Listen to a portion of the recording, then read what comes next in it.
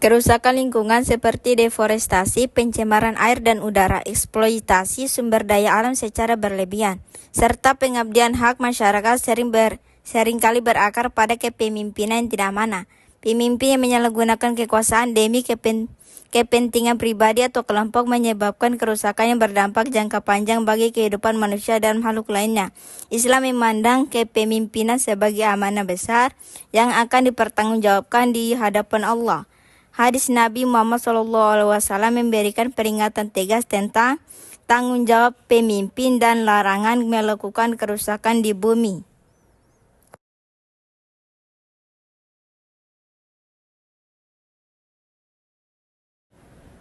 Hadis ini diriwayatkan oleh Imam Bukhari dan Imam Muslim sehingga termasuk hadis muttafaqun alaih. Sanadnya bersambung, seluruh perawinya adil dan dabit, serta bebas dari cacat dan kejanggalan. Status hadis ini adalah sahih. Analisis matan hadis menegaskan bahwa kekuasaan bukan hak mutlak melainkan amanah. Dalam konteks lingkungan, pemimpin bertanggung jawab menjaga alam. Perusakan lingkungan akibat kebijakan yang seakan merupakan bentuk pengkhianatan amanah.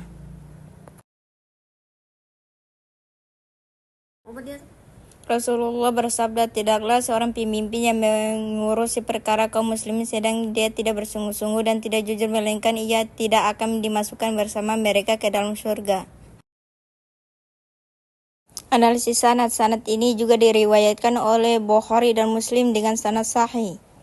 Analisis matan penipuan pemimpin yang dapat berupa kebijakan yang tampak menguntungkan rakyat tetapi sebenarnya merusak lingkungan dan masa depan generasi. Matan hadis ini menunjukkan beratnya dosa pemimpin yang tidak jujur dan merugikan masyarakat.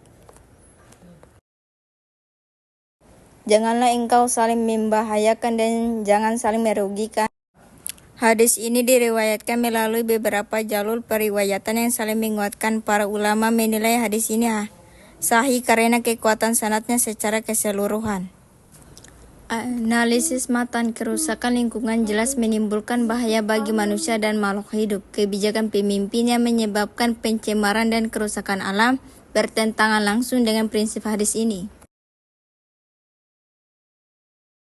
Rasulullah SAW bersabda, sesungguhnya membinasakan orang-orang sebelum kalian adalah apabila orang mulia mencuri mereka membiarkannya, tetapi apabila orang lemah mencuri mereka menegakkan hukum atasnya.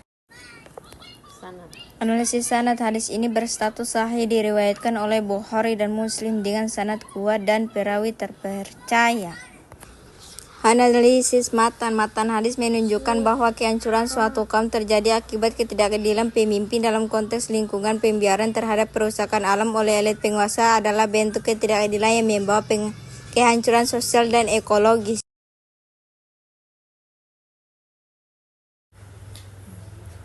Rasulullah bersabda, sesungguhnya orang yang paling dibenci oleh Allah pada hari kiamat adalah pemimpin yang zalim. Analisis sanad hadis ini diperkuat oleh makna hadis-hadis lain yang sejenis tentang ancaman bagi pemimpin zalim sehingga dapat dijadikan hujah dalam konteks etika kepemimpinan Islam. Analisis matan hadis menegaskan bahwa kezaliman pemimpin mendapat ancaman azab yang sangat berat. Kezaliman ini mencakup penyalahgunaan wewenang yang menyebabkan penderitaan rakyat dan kerusakan lingkungan.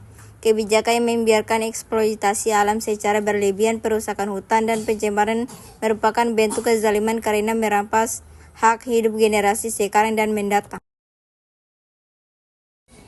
Kerusakan lingkungan tidak hanya persoalan teknis tetapi juga masalah moral dan kepemimpinan. Hadis-hadis Nabi Muhammad SAW menegaskan bahwa pemimpin adalah pemegang amanah yang akan dimintai pertanggungjawaban atas setiap kebijakan termasuk dalam pengelolaan lingkungan.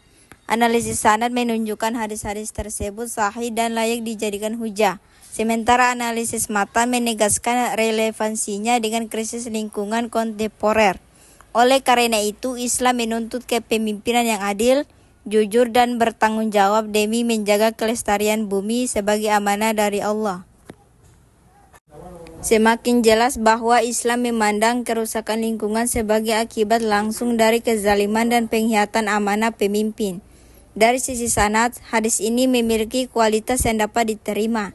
Sedangkan dari sisi matan, kandungannya selaras dengan Al-Quran dan hadis sahih. sahih lainnya tentang larangan berbuat zalim dan merusak bumi.